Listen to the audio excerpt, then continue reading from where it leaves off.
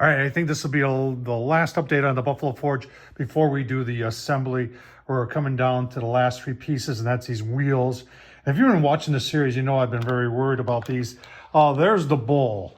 Now, we did strip paint. We use citrus strip, and got it looking pretty good. I don't know what that gray stuff is, but it wouldn't come off with any sort of stripper.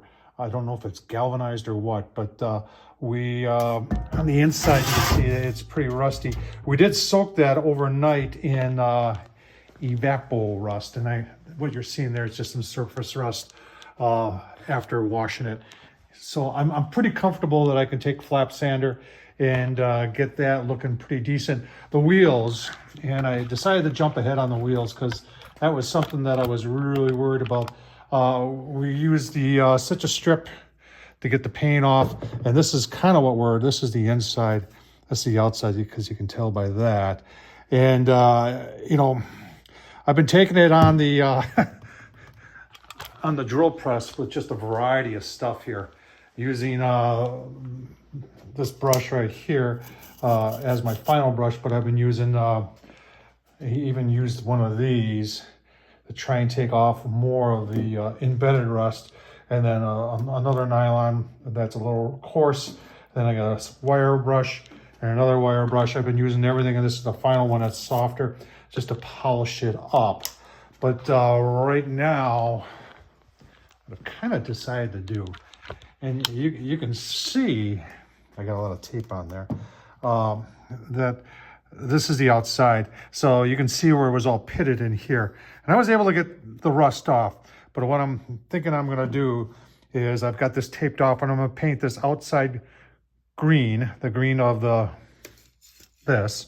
And then this part right in here is looking really good. And then remember those caps that go on top of there, and we'll put those caps on there. And we'll just keep on going up. This is my one that I'm experimenting on. Here's the back side, and you can see it was pitted up in here too. So the back side, I'll probably just give it a clear coat, and like I said, hopefully this paint turns out good on there, and then we'll just do the same thing here. I was able to use that nylon brush, that soft one, that kind of, you know, I know I'm not gonna, I actually even went on eBay to see if someone's got a set of these that are in better shape or brand new. And if I'm not, maybe I'm not looking in the right spot, but that's about as good as I was able to get it. So I got to do this one yet. This is my experiment one, and give you a look-see once I got this painted and the tape off, and then the bowl and everything sitting over there. That is just going to get, I'm just going to get that all down the bare metal and then paint that black. All right, give you a look-see when this is done. All right, so there it is. I don't have the hull locked in, obviously, because got to put the shaft in and everything. But everything's got a clear coat, even this, and the backside too has got a clear coat on it.